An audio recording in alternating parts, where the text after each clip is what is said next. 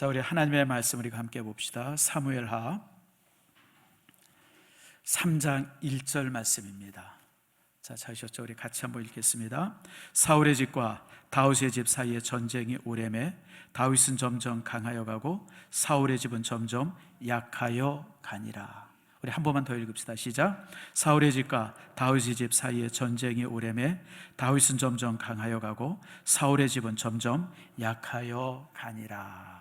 아멘. 기도합시다. 하나님, 이 시간 주의 말씀을 듣습니다. 말씀이 우리에게 힘이 되게 하시고 말씀이 우리를 새롭게 하는 능력 되게 해 주시옵소서.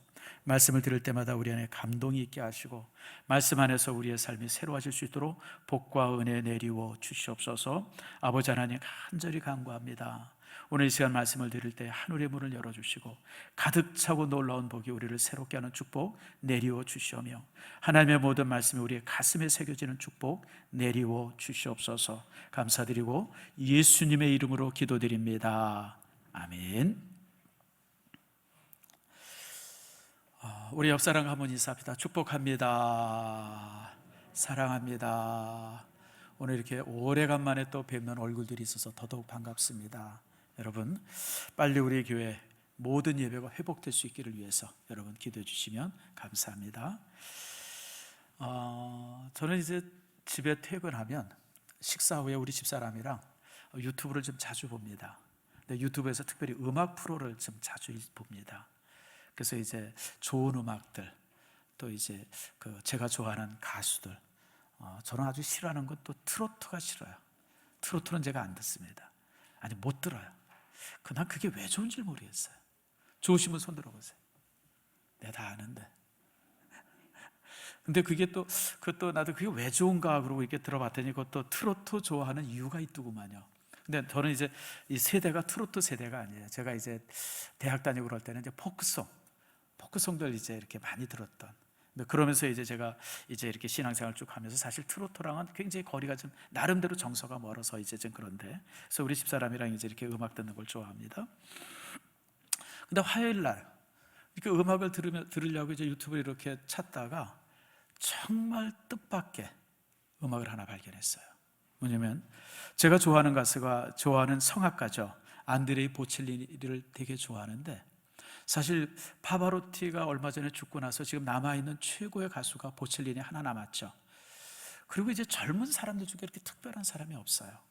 근데 제가 이제 보첼리니를 되게 좋아합니다. 얼마나 좋아하냐면 40여 년 전에 제가 CD를 그때 15,000원 주고 샀어요. 그게 로만자라고 하는 그 보첼리니의 아주 첫 CD인 것 같아요. 그래서 제가 사가지고 그때 들었는데 지금도 집에 어디 있지 않을까 이제 그런 생각이 드는데, 그때 이제 그래서 제가 보첼리니 음악을 좋아합니다. 특별히 이제 맹인임에도 불구하고 그 음색이 너무너무 이쁘죠. 아마 그래서 여러분 보첼리 좋아하는 사람들이 참 많을 거예요. 근데 저기 툭 보니까 이 보첼리가 안드레 보첼리가 듀엣을 하는데 아들과 듀엣을 하더라고요. 아들의 이름이 뭐냐, 마테오 보첼리예요. 야, 어떻게 아들이 성악을 했네? 그리고 이제 우리 집사람 둘이 같이 들었는데 너무 잘해요. 아버지 젊었을 때 목소리랑 똑같아요. 보첼리는 지금 이제 70이 넘었으니까 이제 목소리가 쉰 목소리가 좀 나더라고요.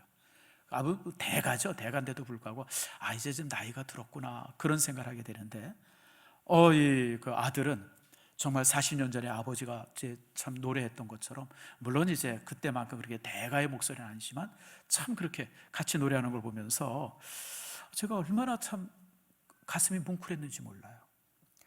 뭘 노래했냐면 에드 쉴린이 부른 이제 퍼펙트라는 노래입니다. 에드 쉴린 여러분 아시죠? 영국 가수인데 아주 영국에 지금 제일 가는 가수죠. 그 머리 노랗고요. 그런데 그 가수가 이제 퍼펙트라고 하는 노래가 굉장히 유명합니다. 최고 히트송이죠. 그 노래 내용은 이런 겁니다. 나는 지금 부족하고 나는 여러 가지로 부족하지만 당신은 내게 있어서 완벽합니다. 그래서 노래 제목이 퍼펙트예요. 그래서 이제 연인을 향한 어떤 사랑의 고백과 같은 그런 노래인데, 원래는 이 노래를 그 안드레이 보첼리가 이제 그 에드 쉴린이랑 같이 듀엣으로 불렀어요. 지금 그게 아마 유튜브 안에 몇 억 사람들이 이렇게 들을 정도로 아주 굉장히 아주 대단한 곡이죠. 그런데 이제 그 곡을 아들이랑 같이 부르는데 아버지가 아들의 배경이 되면서 불러주는 거예요.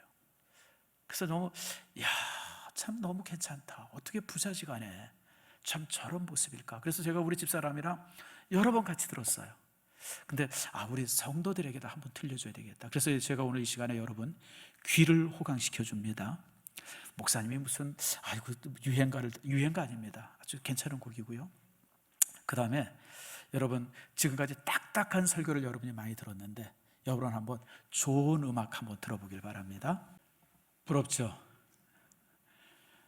저도 이 노래를 들으면서 특별히 저는 노래도 좋았지만 노래를 하면서 서로 간의 그 표정들, 아버지가 아들을 바라보는 표정이나 또 아들이 아버지를 바라보는 표정들, 이런 부분들 속에 제가 참 감동이 됐어요. 참 얼마나 행복할까. 물론 제가 그래서 참 이렇게 관심이 좀 있어서 이제 이 아이가 자랄 때 어땠나 이렇게 관심이 있어서 좀 찾아봤어요. 보니까 안드레 보첼리가 자녀가 둘 있는데 애가 둘째예요. 근데 자라면서 그렇게 순조롭진 않았던 것 같아요. 아버지랑 갈등도 많았고 그런데 그런 고비를 넘기면서 아버지가 가는 삶의 길을 따라가는 거예요. 그래서 둘이 이제 이렇게 듀엣을 하게 되었어요. 안드레가 보첼리가 보니까 또 작년에 두오모 성당, 여러분 저기 베네치아 저기 어디입니까? 플로렌스에 두오모라고 하는 큰 성당 있잖아요. 거기서 혼자 이렇게 노래를 했어요. 찬양을 하면서 모든 이제 사람들에게 자기가 희망의 노래를 전합니다. 그러면서 그게 이제 또 인터넷에 떠 있습니다. 한번 여러분 보세요. 그래서 제가 참 좋아하는 사람인데 참 이 모습을 보면서 아주 더 좋아하게 됐어요. 얼마나 행복할까. 자신이 살아왔던 삶의 길을 자녀가 그대로 따라주는 모습을 볼 때, 그리고 또 건강하게 자라서 이렇게 함께 그 노래를, 그러니까 아버지가 보니까 이제 아들이 노래할 때 뒤에서 배경이 돼주잖아요. 배경이 돼주면서 도와주고, 그리고 그 어려운 구절을 넘어갈 때 이렇게 안타깝게 바라보는 그 표정들, 참 그런 게 참 마음에 와서 짠하더라고요. 그래서 여러분들 혹시 오늘 집에 가시면 한번 이제 유튜브 통해서 안드레 보첼리 음악들을 한번 쭉 들어보세요. 참 괜찮습니다. 여러분 참 이런 가정들을 바라볼 때마다 참 우리가 참 부럽다, 참 잘되는 가정이구나, 그런 생각을 해보죠. 제가 살면서 이렇게 보니까 잘되는 가정은 잘되는 이유가 있습니다. 못되는 가정은 또 못되는 이유가 있고요. 잘되는 사업도 마찬가지예요. 잘되는 가게도 잘되는 이유가 있습니다. 남들은 생각할 때 쟤는 몫이 좋아서, 아니에요. 여러분 그거 가지고 절대 잘 되지 않습니다. 여러분 사업도 그렇고 가정도 그렇고 여러분 내 개인의 삶도 그래요. 다 이유가 있어요. 이유가 있으니까 잘 되고 이유가 있으니까 안 되는 거죠.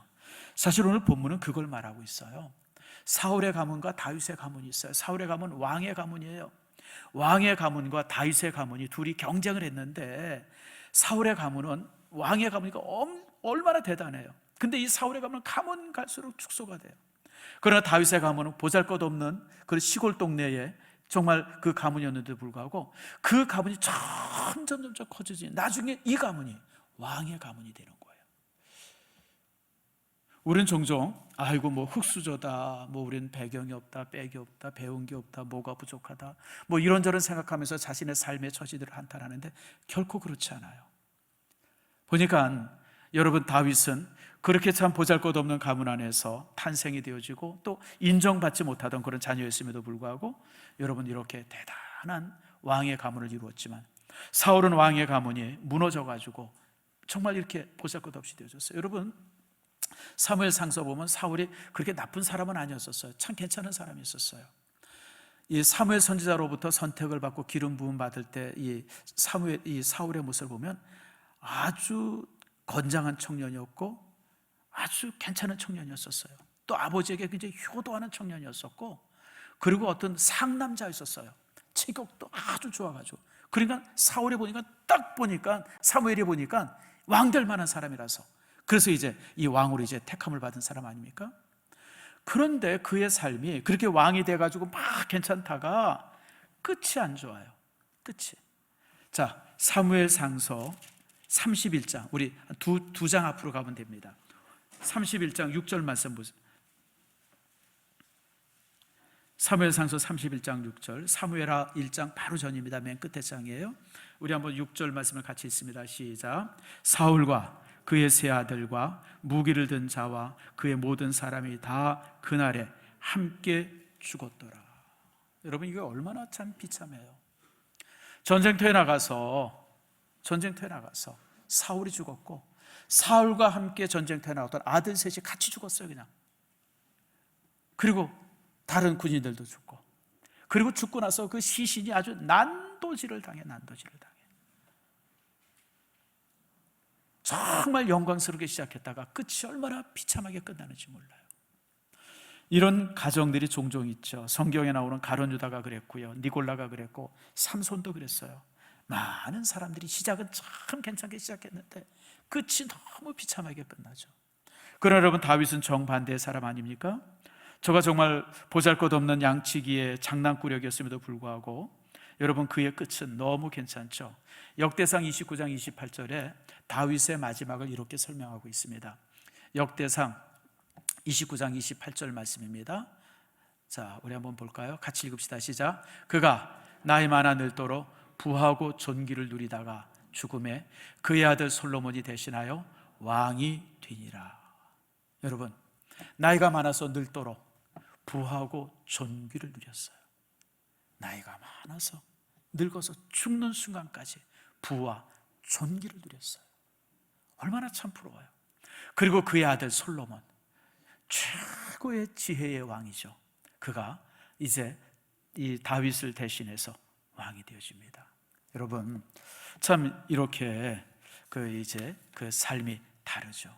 저는 오늘 이 시간에 이 말씀을 통해서 하나님께서 여러분의 가정을 다윗의 가문처럼 점점 흥해지는 그런 가문을 되기를 축복하면서 오늘 이 말씀을 여러분에게 전합니다. 자, 먼저 다시 한번 우리가 1절 말씀을 한번 다시 한번 읽어봅시다. 자, 사무엘상하 3장 1절 말씀 제가 읽습니다. 사울의 집과 다윗의 집 사이에 전쟁이 오래매 다윗은 점점 강하여 가고 사울의 집은 점점 약하여 가니라. 여러분, 두 가정이 경쟁을 했어요. 전쟁이 오래되었다. 그렇죠, 여러분. 다윗이 기름 부음 받았던 나이가 한 17살 정도 돼요. 이제 청년이 되는 그 시점이죠. 그때 기름을 부음 받고, 그리고 이제 한두 해 있다가 이제 골리앗을 이깁니다. 그러면서 이제 사울에 발탁이 되어져 가지고 이제 사울의 군대 장관이 되어지죠. 20대 초반에 여러분 청년 장사가 되어져 가지고 참 대단한 일을 하죠. 참 고대 시대 때 보면요, 영웅들 중에 20대 초반의 영웅들이 참 많더라고요. 혹시 여러분 중국의 그 유명한 그 한나라 시대 때 곽거병이라는 사람 알아요? 곽거병. 그 사람이 어떤 사람이면 한나라 시대 한무제 때 그 이제 서호 도호부들을 이렇게 세운 사람인데, 그 사람도 20대 초반의 영웅이었었어요. 다윗도 20대 초반의 영웅입니다. 여러분, 알렉산더도 20대 초반의 영웅입니다. 알렉산더가 여러분 이 세계를 점령하기 위해서, 아시아를 점령하기 위해서 나갔던 때가 여러분 20대 초반이에요. 대단하죠, 여러분들. 다윗이 바로 그런 사람이에요. 그런데 그러면서 이제 그의 삶이 진행이 되어야 될 때 쉬운 삶이 없었어요. 오랜 세월 굉장히 큰 어려움도 있었고 아픔도 있었고 죽을 고비를 수없이 넘겼어요. 그러면서 저가 여러분 이 33살이 되어서 유대민족, 자기 지파죠, 유다족의 이제 왕이 되었고, 그리고 7년이 지난 다음에 이스라엘 전체 12지파의 왕이 되어집니다. 그러니까 저가 기름 부음 받고 나서 왕이 될 때까지 시간이 23년 정도 걸립니다. 우리는 하나님께서 복을 주시면 그냥 갑자기 그냥 막 로또 당첨되듯이 그냥 그냥 복이 임한다고, 그런 복은 없어요, 여러분들. 제 주변에도 없었고요. 그런 사람 내가 본 일이 없어요. 제가 우리 교회에서 종종 이제 간증 집회를 하는데, 우리 교회는 간증 집회를 거의 안 합니다. 특별한 일 없으면. 제가 왜 간증 집회를 안 하냐면, 간증 집회하는 사람들이 대부분 와서 그래요. 굉장히 어렵고 힘들었는데 기도했더니 하나님께서 그냥 막 왕창 복을 내려주셨다. 따라합시다. 뻥이다. 거짓말이에요, 여러분. 그런 일 없어요, 여러분들. 또 무슨 교회를 건축하고 그러는데 그냥 누가 그냥 왕창 헌 거. 전 지금도 기억나요. 우리 목사님 한 분이, 우리 노예 목사님 한 분이 벌써 한 30년 됐는데 성도 한 사람이 그냥 개척교회를 하는 분인데 그냥 어마어마한 돈을 헌금하겠다고 약속을 했다고 그러면서 그냥 얼마나 노예 와서 자랑을 하는지 몰라요. 아직도 그러고 계세요. 여러분, 하나님께서 우리에게 복 주시는 방법은 따라합시다. 차근차근, 천천히, 스텝 바이 스텝이에요. 한 발자국 한 발자국 주시지 한꺼번에 그냥 확 주시고 이런 일 없어요, 여러분들. 우리의 삶도 똑같아요, 여러분들. 우리는 그냥 한순간에 대박 나길 기대하는데 여러분, 그거는 소설 속에나 있는 거고 만화 속에나 있는 얘기예요. 우리 신앙은 그렇게 주시는 복이 없어요. 조금씩 한 해 지나가고 또 한 해 지나가면서 조금씩 우리 인생의 모습이 달라져요. 삶의 모습이. 그게 하나님께서 우리에게 주시는 축복의 모습입니다. 그러므로 여러분들, 이렇게 다윗도 그렇게 복받았다고 하는 사실 여러분 기억하세요. 반면에 또 이제 아기는 쇠퇴의 길을 걷죠. 어떻게 합니까? 사울의 집은 점점 약하여 가니라. 여러분, 아기는요, 시간이 가면 갈수록 약해지게 돼 있어요. 그게 하나님께서 살아계심의 증거예요. 여러분, 악한 사람이 어떤 때 막 잘 살 때가 있어요. 저놈의 자식은 그냥 나 사기치고 나 힘들게 했는데 그냥 보니까 떡떡거리고 살고 그냥 여러분, 부러워하지 마세요. 하나님의 심판의 칼이 바로 그 사람 눈앞에 있어요, 여러분들.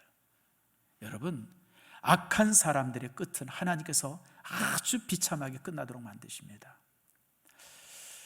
여러분, 저쪽 서대문에 가면 독립문 아시죠? 독립문이 지금 벌써 세워진 지 한 140년이 되네요. 우리나라의 석조 건물 중에 제일 오래된 건물입니다. 우리나라 건물들이 대부분 이제 여러분 잘 아시는 것처럼 목조 건물이잖아요. 그러면서 이제 이렇게 우리나라 이 조선시대가 끝날 무렵에 석조 건물들이 만들어지기 시작해요. 그게 이제 덕수궁에 있는 그거라든지 아니면 이제 독립문이라든지 이게 이제 그 돌로 만들어진 건물들이 이제 만들어지기 시작하죠. 근데 여러분, 그 독립문에 보면 독립문 이렇게 한글로 글이 써 있어요. 또 뒤에 보면 독립문이라고 한문으로 써 있습니다. 이 글 누가 썼는지 아세요? 혹시 여러분들 이거 아는 분 있으면 여러분들은 정말 대단한 분이에요. 앞으로 내 설교 들으러 안 나와도 돼요. 독립문 누가 글 썼을 것 같아요? 독립문이라고.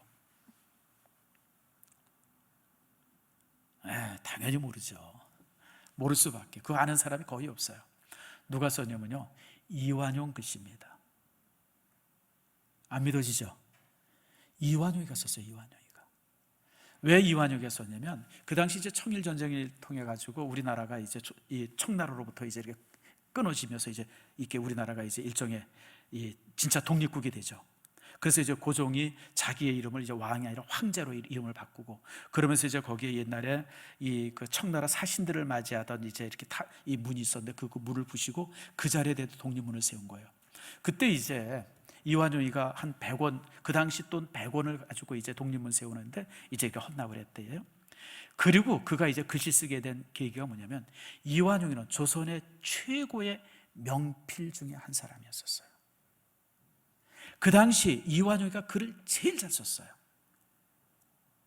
근데 우리가 보면 한글은 좀 못 썼어요. 무슨 글씨를 저렇게 썼나 싶은데, 그때는 왜 그러냐면 한글은 아직 체계가 안 잡혀 있어서 그래요.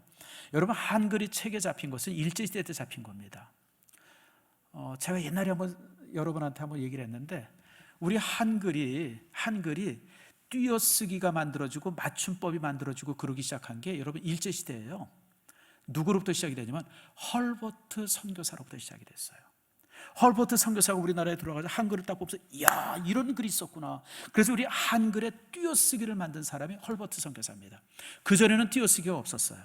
그냥 쫙 붙였으니까 이게 뭔 말인지를 몰랐어요. 그리고 그 헐버트 선교사의 가장 큰 제자가 누구냐면 주시경이에요. 한글학자. 우리 한글을 체계화 만든 분이 주시경 아닙니까? 그분이 바로 헐버트 선교사의 제자였었어요, 여러분들. 그러니까 그때의 한글이 글처럼 만들어졌어요.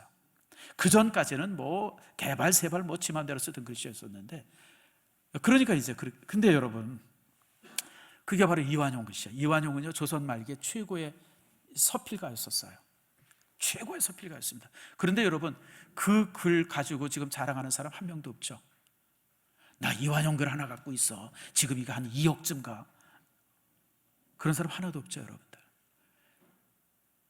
없어요, 여러분들. 그 다음에 이제 제가 한일 합방에 최고의 공을 들여가지고 했다 그래서 공을 세웠다 그래서 일본으로부터 어마어마한 배상금을 받거든요. 그 돈 가지고 조선 팔 때 얼마나 땅을 많이 사뒀는지 몰라요. 어디 그 땅 가지고 자손들 잘 삽니까 요즘에? 아니죠. 이완용의 후손 누구도 지금 얼굴 들고 사는 사람이 없어요, 여러분들. 숨어 살고 가리고 살고, 그거 어떻게 좀 찾아볼까 그러는데 여러분, 그게 됩니까, 여러분들? 이런 얘기를 하려고 그러면 오늘 밤새서 끝이 없어요, 여러분들. 악한 사람이요, 끝이 있어요. 그래서 여러분들, 악한 사람이 막 잘 되고 이럴 때 화내지 마세요, 여러분들. 하나님이요, 다 심판하십니다. 여러분, 하나님께서 그냥 안 놔두시죠. 여러분, 그러므로 여러분 오늘 본문에 있는 말씀처럼 다윗은 점점 강해져 가요. 사울의 집은 그냥 점점 망하더니 하루아침에 사라져 버리죠. 사울의 집안 자체가 없어져 버려요. 얼마나 참 비참합니까? 그런데 이렇게 되어진 이유가 있어요. 이런 차이가 저절로 온 게 아닙니다.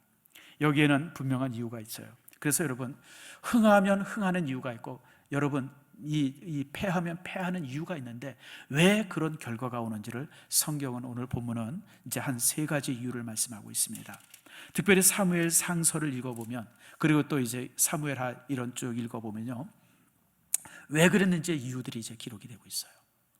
사울은요, 왕이 딱 되고 나서부터는 사람이 변해요. 그 왕좌를 지키기 위해서 아주 잔인해져요. 다윗이 골리앗을 쳐 죽였습니다. 그리고 이제 이제 블레셋과의 전쟁이 있어서 다윗에 의해 가지고 이 다윗이 소년 장사예요. 대단한 사람이 되어지죠. 그래서 이 문제가 있을 때마다 이 다윗만 보내면 문제가 다 해결이 되어져요.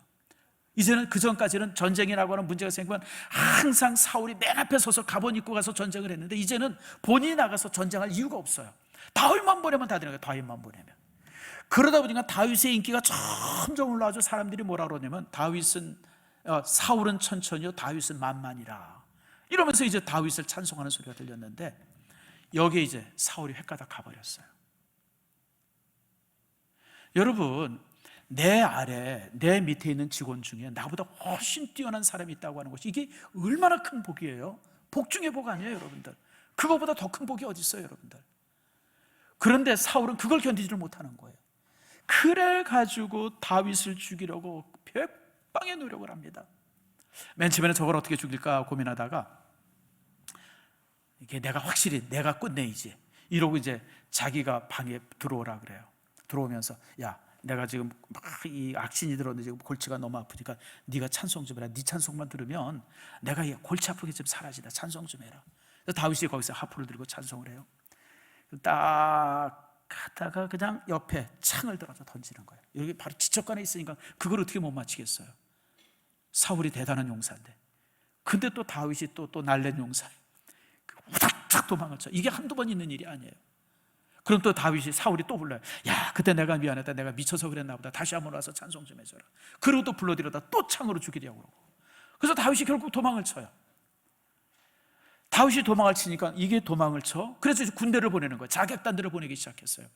그런데 여러분, 다윗이 또 날랜 사람이니까 아무리 보내도 안 되는 거예요. 그러니까 사울이 부하들을 대다 놓고 그냥 막 화를 내니까, 이것들 제대로 하는 게 하나도 없어. 막 화를 내더니 이제 내가 직접 나서겠어. 그래서 자신이 수천의 군대를 거느리고 이제 직접 다윗을 죽이기 위해서 출정을 해요. 여러분, 참 이게 안타까운 일이죠. 지금 사울의 원수는 누구예요? 블레셋이에요, 여러분들. 국경을 맞이하고 있는 블레셋이 사울의 원수인데, 정말 블레셋과 전쟁을 하기 위해서 저가 최선을 다해야 되고 나라를 지키려고 애써야 되는데, 지금 이 사울은 누가 원수예요? 다윗이 원수예요. 다윗. 최고의 장군이 원수예요. 그냥 그래서 참 이걸 보면 요즘 우리나라가 참 보여지죠. 우리나라의 최고의 적이 누구예요? 누구예요? 북한 아니에요, 북한. 북한이 주적이고 중국이 사실 주적이에요. 근데 지금 우리나라 이 정부를 들여다보면 누구랑 싸워요 지금? 일본이랑 싸우려고 그러고 미국이랑 싸우려고 그러고 그냥 그 안에 있는 사람들이랑 그냥 싸우려고 그러고 진짜 나라가 개판이에요. 정말 어떻게 생각하면 무슨 이런 나라가 다 있어요. 여러분 지금 온 나라가 힘을 다해서 북한이랑 싸워야 되는데 거기와는 싸움을 하려고 그러지 않고 거기랑 그냥 어떻게든 비벼대고 그냥. 난 며칠 전에 신문에 보니까요 군인들 머리 기르게 한대요. 나는 우리나라 모든 군인들을 방위로 만들려고 그러나 예비군을 만들려고 그러나 아니 지금 1년 6개월 군대 생활하는 거 가지고 이게 전투력이 문제가 돼가지고 이게 참 전쟁에 나면 얘들이 제대로 하겠나 이게 지금 걱정이 태산 같은데 이제는 사단들 없애버리고 여러분 군인들 숫자가 왜 없어요 여러분들?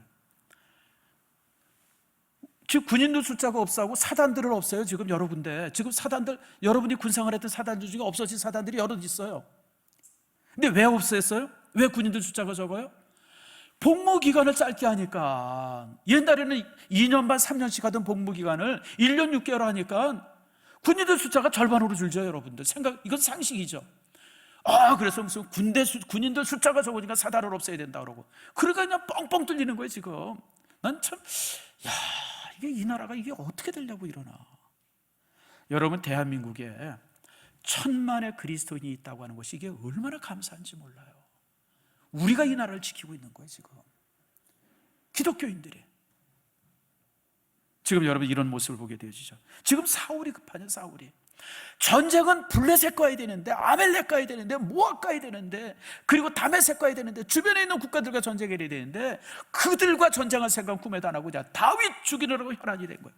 결국 그래서 여러분 길보아산 전투에서 블레셋에게 그렇게 패서 죽은 거예요. 여러분 혹시 여러분들 집에 가면 길보아산이 어디 있는지 한번 보세요. 길보아산이 어디냐면 이스라엘 북쪽에 있어요. 이스라엘 북쪽.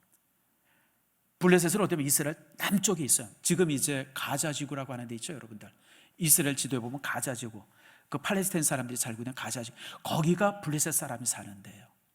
근데 전쟁을 어디서 했냐면 여기서 한 게 아니라 저 북쪽 끝, 이스라엘 북쪽 끝에서 해요. 뭐냐면 전쟁을 하는데 도망가다 저 북쪽에 와서 도망가다 거기서 죽은 거예요. 그러니 여러분 사울이 이렇게 바보 같은 짓 하다가 결국 무너진 거예요 여러분들. 그래서 여러분 자녀가 잘 되기를 원합니까? 가정이 잘 되기를 원합니까? 증오가 있으면 안 돼요. 미움이 있어요. 다윗은요 끝까지 사울을 사랑합니다.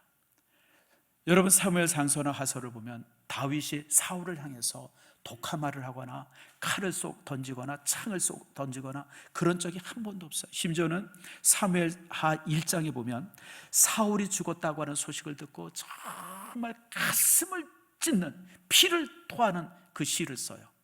그게 활의 노래예요. 오라 용사들이 넘어졌도다. 두 용사가 넘어졌도다라고 하면서 사울과 요나단의 죽음을 얼마나 애통해하는지 몰라요. 결국 그것이 다윗을 아름답게 만든 겁니다. 두 번째로는 여러분 이 하나님과의 관계의 문제죠. 사람은 누구나 실수하게 돼 있어요. 여러분 사울도 실수하고 다윗도 실수했습니다. 저도 목사인 저도 실수하고요. 여러분도 실수합니다. 말의 실수도 하고 행동의 실수도 해요. 어떤 때는 너무너무 치명적인 실수를 할 때도 있어요. 정말 회복이 불가능한 실수도 할 수도 있어요. 그런데 그런 실수를 했을 때 우리가 어떤 자세를 취하냐고 하는 거예요. 사울이 한번 실수를 했죠. 무슨 실수를 했냐면 하나님께서 아멜렉과의 전쟁에 있어서 모든 것들을 다 멸하고 하나도 전리품으로 취하지 말라고 그랬는데 사울이 아멜렉과의 전쟁을 통해서 성을 점령하고 보니까 너무 괜찮은 게 많은 거예요. 그러니까 욕심이 생겼어요. 그래서 좀 감춰요. 그래서 사무엘이 와가지고 야단을 치니까 아이고 근데 그게 내가 한 게 아니고요. 내 부하들이 어떻게 그랬나 뭐예요. 나랑 아무 상관없어요. 변명해.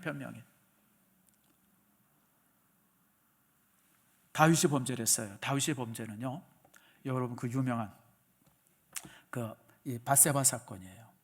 자기 충신의 아내를 데려다가 간통을 하고 그게 들을턱날 것 같으니까 우리아를 전쟁터에 가서 죽여요. 어떻게 죽입니까? 아주 감쪽같이 죽입니다. 군대가 와 하고 성벽까지 진격했다가 우리야만 남겨두고 후퇴! 그래서 확 후퇴해버려요. 그 앞에서 그냥 막 이 우리야가 싸우다 보고 딱 돌아보니까 자기 주변에 한 명도 동료가 없는 거예요. 결국 거기서 죽어요. 여러분, 다윗의 죄질은 아주 질이 나쁜 죄질이에요. 솔직히 사울의 죄질은요, 질이 나쁘지 않아요. 욕심이죠. 이거 다 뭐 없애려고 그러니까 너무 아까우니까 그냥 남겨둔 거. 죄질이 나쁘지 않아요. 죄질이 그렇게 죄는 졌지만 질이 나쁘진 않아요. 근데 다윗의 범죄는 아주 죄질이 나빠요. 내가 볼 때 진짜 신문에 놔도 한 일주일이 아니라 열흘 놔도 될 정도로 죄질이 나빠요. 아니, 다른 사람도 아니고 가장 충성스러운 충신의 아내를 데려다가 그 짓 한 것 하며, 그리고 그게 발각 날까봐 그 충신을 전쟁터 맨 가운데서 아무도 모르게 감쪽같이 죽게 한 거며, 얼마나 죄질이 나빠요, 여러분들. 솔직히 얘기해서 다윗은 너무너무 질이 나빠요, 죄질이. 그리고 감쪽같이 속였다고 생각해가지고 그 우리아가 죽고 나니까 또 밧세바를 데려다가 자기 부인으로 또 삼잖아요. 이런 아주 쳐죽일. 여러분, 사실 그래요. 다윗은 그런 사람이었었어요. 그런데 나단 선지자가 그 사실을 알고 책망하잖아요. 책망할 때 어떻게 해요? 그게 아니라, 아이고 내가 그러려고 그러는 게 아니라 그놈의 여자가 나를 유혹하는 바람에. 여러분, 그러지 않잖아요, 여러분들. 다윗이 얼마나 하나님 앞에 온전하게, 완전하게 그냥 곧꼬라지도록 회개하는지 몰라요. 그게 시편 51편이에요. 여러분, 집에 가셔서 오늘 시편 51편을 읽어보세요. 얼마나 다윗이 처절하게 회개했는지. 정말 침상이 그냥 이 물이 되도록, 베개가 그냥 물이 콩건이 젖도록 날마다 울면서 가슴을 찢으면서 그러고 하나님 앞에 회개해요. 그게 달랐어요. 그게 달랐어. 또 하나의 사건이 있었죠. 저가 이제 왕이 되니까 좀 사울처럼 좀 교만한 마음이 생겼어요. 그래서 내가 전쟁이 나면 동원할 수 있는 군대의 숫자가 얼마인가. 그래서 이제 군인들의 숫자를 파악을 해요. 그랬더니 하나님, 요압이 말리잖아요. 아이고 폐하, 지금까지 하나님이 도와주셔서 이겼는데 왜 이런 범죄를 저지릅니까? 하나님 앞에 하지 마세요. 그런데도 뭔 소리야, 왕이 그래도 동원할 수 있는 군대 숫자는 알아야지. 막 그러면서 이제 교만의 죄를 짓죠. 그때 하나님께서 벌을 내리시죠. 죽음의 천사가 와서 이제 막 수만 명을 죽여요. 그리고 이제 그 죽음의 천사가 어디까지 오냐면 예루살렘 성 앞까지 딱 와요. 이제 예루살렘 성 앞에 딱 서가지고 예루살렘에 이제 사람들을 죽이려고 이제 손을 막 들었어요. 천사가 들어가서 죽이려고. 그런데 다윗이 거기를 딱 가로막잖아요. 근데 혼자 가로막는 게 아니라 자기 권속은 뭐냐면 아내, 자식, 형제, 한 20-30명 되겠죠. 그 권속들을 다 데리고 나와서 천사들을 딱 가로막습니다. 가로막고 다윗이 뭐라 그래요? 이 일은 내가 죄진 겁니다. 내가 잘못한 겁니다. 백성들과는 아무 상관이 없습니다. 만약에 예루살렘의 거민들을 죽이려고 하면 나부터 죽이시고 내 가족을 죽이십시오. 그리고 예루살렘을 벌하십시오. 갈 수 없습니다. 딱 가로막잖아요. 참, 이게 다윗이에요. 다윗은 정말 죄질이 아주 나쁜 범죄도 저질렀고 이런저런 실수도 많이 했지만, 그러나 그런 문제가 있을 때 하나님 앞에 정말 처절하게 회개했어요. 그래서 하나님께서 다시 다윗을 회복시키잖아요. 여러분, 우리가 인생을 살면서 실수가 왜 없겠어요? 여러분, 이런저런 실수 많이 합니다. 목사인 저도 여러분 참 이렇게 무슨 공자는 나이 50에 이순이라고 그럽니까? 뭐 이제 더 이상 실수하지 않는다고 그러죠. 그런 나이가 이제 되었다 그러는데, 나는 60이 넘어서도 70이 돼도 비슷할 것 같아요. 여전히 실수하고. 우리가 참 그래요. 그런데 여러분, 그런 실수할 때마다 다윗은 하나님 앞에 처절하게 엎어졌어요. 신앙이죠. 믿음이에요. 그랬을 때 하나님께서는 다윗에게 주셨던 축복이 있어요. 그게 5장입니다. 사무엘하 5장 10절 말씀을 보세요. 사무엘하 5장 10절 말씀. 자, 우리 한번 읽어볼까요? 자, 시작. 만군의 하나님 여호와께서 함께 계시니 다윗이 점점 강성하여 가니라. 하나님이 함께 했어요. 하나님이. 이게 결정적이에요. 사울은 그렇게 되어졌을 때 하나님께서 사울을 떠났지만, 그러나 다윗에게는 하나님이 여전히 함께 하셨어요. 사무엘하 7장 9절 말씀 같이 한번 읽어주세요. 시작. 내가 가는 모든 곳에서 내가 너와 함께 있어 내 모든 원수를 내 앞에서 멸하였은즉 땅에서 위대한 자들의 이름같이 내 이름을 위대하게 만들어 주리라. 주의 약속입니다. 내가 내 이름을 위대하게 만들어 주겠다. 사마 8장 6절입니다. 같이 읽읍시다. 시작. 다윗이 다메섹 아람의 수비대를 두매 아람 사람이 다윗의 종이 되어 조공을 바치니라. 다윗이 어디로 가든지 여호와께서 이기게 하시니라. 아멘. 대상 11장 9절이에요. 같이 있습니다. 만군의 여호와께서 함께 계시니 다윗이 점점 강성하여 가니라. 대하 1장 1절 시작. 다윗의 아들 솔로몬의 왕위가 견고하여 가며 그의 하나님 여호와께서 그와 함께 하사 심히 창대하게 하시니라. 사무엘상서 18절이에요. 같이 있습니다. 여호와께서 사울을 떠나 다윗과 함께 계심으로 사울이 그를 두려워한지라. 아멘 하십니까? 바로 이거예요. 가장 큰 열쇠는 하나님께서 다윗과 함께 하신 거예요. 다윗과 함께 하니까 다윗이 많은 부분이 부족하고 많은 부분이 연약했지만 점점 강하여 가고 온전해 가고 든든히 갔다라고 하는 겁니다. 여러분, 우리 신앙인들의 성공의 비결은 하나님의 함께 하심에 있습니다. 우리가 점점 더 강해지는 이 비결은 하나님의 함께 하는 데 있다고 하는 사실을 기억하세요. 물을 떠나서 물고기가 흥할 수 없고 물을 떠나서 배가 다닐 수 없는 것처럼 여러분, 우리 믿음의 사람들은 하나님을 떠나서 할 수 있는 게 아무것도 없습니다. 사울처럼 비참하게 인생이 끝날 뿐이죠. 혹시나 여러분 재능이 없고 가정 배경이 또 이제 불치의 질병이 또 이제 여러 가지 또 이렇게 필요한 그런 것들이 없다고 해도 여러분 낙심하지 마세요. 하나님은 그 모든 것을 채우시는 분입니다. 나이가 많다고 여러분 그럴 것도 없어요. 여러분, 나이가 무슨 상관이 있어요? 여러분, 다윗은 다윗은 그렇지만 여러분 모세는 80살에 하나님 앞에 부름받은 사람이에요. 아브라함은 75살에 부름받은 사람입니다. 나이가 무슨 상관이 있어요? 나이가. 저는 사실 이 말씀을 준비하면서 저 스스로를 이렇게 가만히 되돌아볼 기회가 있었어요. 제가 종종 제 얘기를 합니다만은 저는 20대 때는 가난 때문에 참 고민이 많아서 그때 왜 그렇게 가난했는지. 당연히 그렇죠. 6.25 끝나고 6.25 끝난 세대가 6.25 끝나고 바로 태어난 세대니까 집에서 먹을 게 있겠어요? 사실 모든 게 힘들었죠. 진짜 모든 게 힘들었어요. 특별히 20대 때는 제가 대학 다니면서 정말 가난이 뭔지를 제가 알아요. 저는 가난이 뭔 줄 알아요. 제가 정말 극한의 가난을 처해봤기 때문에 가난이 뭔지를 알아요. 아무튼 그런 가운데서 결혼을 했어요. 그리고 이제 부목사 생활하면서 30대 때도 고민이 참 많았어요. 30대 때 고민이 뭐냐면 미래에 대한 고민이었어요. 앞으로 내가 뭐가 될까? 목사는 됐지만 내가 목사가 어떻게 할까? 무슨 목사가 될 수 있나? 근데 제 주변에 있는 사람들 보면 아버지가 목사다, 무슨 할아버지가 뭐다, 이래가지고 밀어주고 끌어주고 막 그런 친구들이 있었는데 저는 그런 게 전혀 없었어요. 내 가정 속에 신앙적인 배경이 전혀 없는 거예요. 그러니까 여러분들 얼마나 힘들겠어요. 그래서 이제 마지막 결심한 게 개척교회 하자. 그리고 이제 여기 이제 4단지, 저쪽 지금 지역 아동센터 하는 곳에 이제 교회 개척을 시작했지. 그게 26년 전이에요. 저희가 47평인가 그래요. 우리 교회 딱 반이에요. 근데 거기에 또 이제 물 놔두고 이러는 방 그런 데가 한 요 정도 빠지고 그냥 우리 지금 여러분 앉아 요 2줄 자리가 우리 교회 자리죠. 거기 반 나눴어요. 반 나눠서 강대상 놓고 그리고 이제 의자 한 11개, 12개인가 그렇게 놨어요. 옆에는 또 이제 이렇게 교육관이라고 또 막아서 그러고 시작을 했어요. 개척교회를 딱 시작을 했는데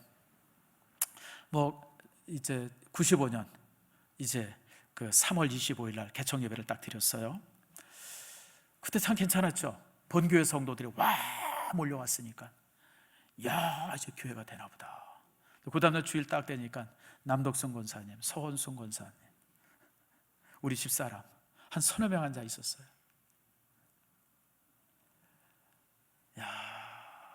이게 현실이구나. 여러분 그 마음 알아요? 여러분 몰라요? 죽었다 깨어나도 그 마음 몰라요? 그리고 이제 월요일 날 새벽 예배를 딱 드리는데 집사람이랑 나랑 둘이 딱 앉아 있는 거예요. 나 서 있고 집사람. 누구는 그때 막 설교를 했다는데 이게 설교가 돼요, 여러분들? 참 내가 그때 개척해가지고 한 몇 달 동안은 정말, 여러분 알다시피 저는 누구한테 싫은 표정이나 뭐 심각한 표정을 잘 안 짓는 사람이에요. 그건 여러분들이 더 잘 알죠. 항상 웃는 얼굴이고 편한 얼굴인데 그때 참 힘들었던 것 같아요. 근데 우리 교회를 이제 한두 사람이 찾아오기 시작했어요. 그때 또 이제 몇몇 권사님들이 그때 참 애 많이 썼죠. 위로도 하고 격려도 하고. 그러면서 이제 신성교회에서 이렇게 왔던 한 5가정들이 이제 이렇게 멤버가 되면서 이제 그러면서 이제 성도들이 또 바깥에 이제 모르는 사람들이 한 사람, 두 사람 교회를 찾아오기 시작했어요. 그때는요, 교회 찾아오는 사람은 누구나 기뻐가지고 노숙인들도 그렇게 기뻤어요. 노숙인들이 찾아오는데 얼마나 기쁜지. 그래서 그때 내 노숙인들 많이 줬어요, 여러분들. 노숙인들 오면 5,000원에서 10,000원씩 줬어요. 내가 그때 뭔 돈으로 줬는지 모르겠어요. 아무튼 그때부터 이제 우리가 노숙인들 섬기는 일이 그때부터 사실 시작이 됐어요. 근데 여러분, 하나님이 함께 하시니까 참 기적 같은 일들이 만들어져요. 여러분, 주상가 지하 우리가 사게 됐죠. 장항동 사게 됐죠.